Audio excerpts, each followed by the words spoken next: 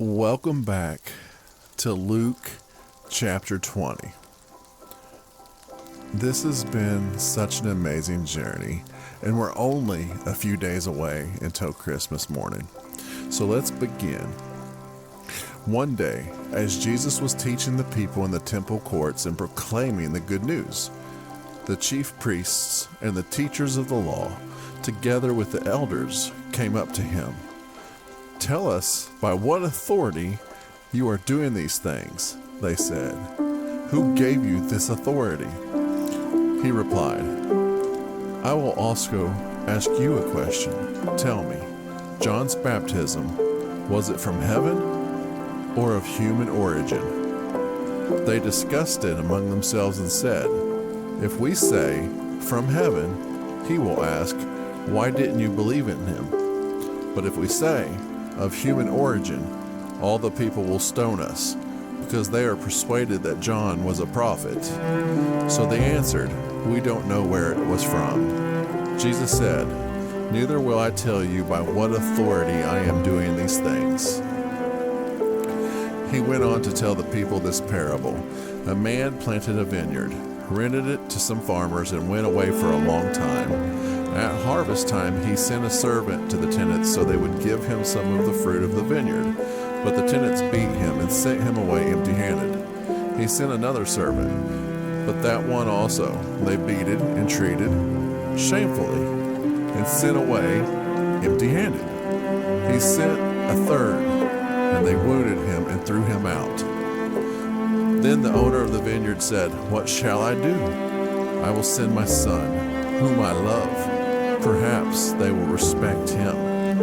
But when the tenants saw him, they talked the matter over. "This is the heir," they said. "Let's kill him, and the inheritance will be ours." So they threw him out of the vineyard and killed him. What then will the owner of the vineyard do to them? He will come and kill those tenants and give the vineyards to others. When the people heard this, they said, "God forbid." Jesus looked directly at them and asked, "Then what is the meaning of that which is written? The stone the builders rejected has become the cornerstone. Everyone who falls on that stone will be broken to pieces. Anyone whom it falls will be crushed." The teachers of the law and the chief priests looked for a way to arrest him immediately, because they knew he had spoken this parable against them, but they were afraid of the people. Keeping a close watch on him, they sent spies who pretended to be sincere. They hoped to catch Jesus in something he said, so that they might hand him over to the power and authority of the governor. So the spies questioned him, "Teacher, we know that you speak and teach what is right, and that you do not show partiality, but teach the way of God in accordance with the truth. Is it right for us to pay taxes to Caesar or not?" He said through their duplicity and said to them, "Show me a denarius. Whose image and inscription are on it?" "Caesar's," they replied. He said to them, "Then give back to Caesar what is Caesar's, and to God what is God's." They were unable to trap him in what he had said there in public, and astonished by his answer, they became silent. Some of the Sadducees, who say there is no resurrection, came to Jesus with the question. "Teacher," they said, "Moses wrote for us that if a man's brother dies and leaves a wife but no children, the man must marry the widow and raise up offspring for his brother. Now there were 7 brothers. The first one married a woman and died childless. The second and then the third married her, and in the same way the 7 died, leaving no children. Finally, the woman died too. Now then, at the resurrection, whose wife will she be, since their 7 were married to her?"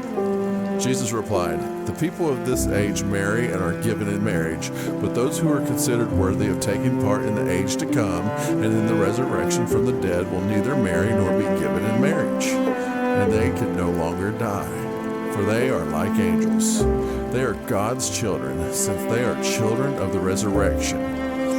But in the account of the burning bush, even Moses showed that the dead rise, for he calls the Lord the God of Abraham, and the God of Isaac and the God of Jacob. He is not the God of the dead, but of the living, for to him are all alive." Some of the teachers of the law responded, "Well said, teacher." And no one dared to ask him any more questions. Then Jesus said to them, "Why is it said that the Messiah is the son of David? David himself declares in the book of Psalms, 'The Lord said to my Lord, sit at my right hand until I make your enemies a footstool for your feet.' David calls him Lord. How then can he be his son?" While all the people were listening, Jesus said to his disciples, "Beware of the teachers of the law. They like to walk around in flowing robes and love to be greeted with respect in the marketplaces and have the most important seats in the synagogues and the places of honor at banquets. They devour widows' houses and for a show make lengthy prayers. These men will be punished most severely."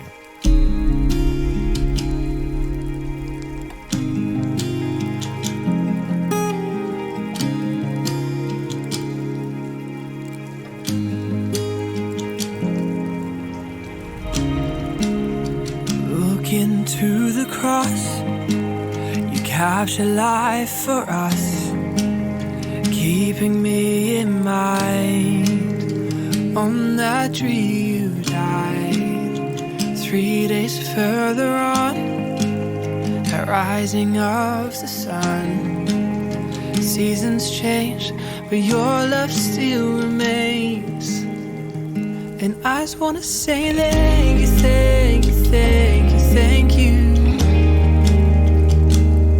You are faithful, God, and you're always for me. And I just wanna say thank you, thank you, thank you, thank you. All my praise is yours, I give you glory.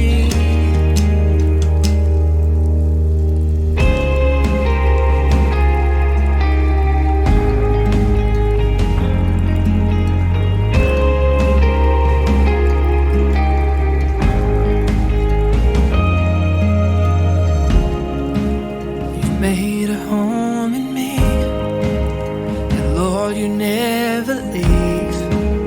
You meet me where I'm at, guiding every step. We'll never part our ways. My heart, your dwelling place is you and me and you forever. And I just wanna say thank you, thank you, thank you, thank you. You are faithful, God, and you're always for me. And I just wanna say thank you, thank you, thank you, thank you. All my praise is yours, I give you glory.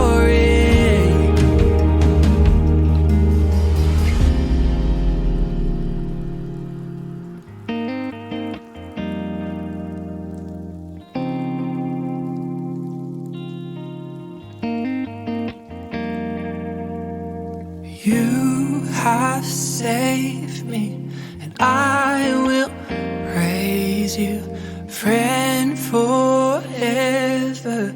Jesus, thank you.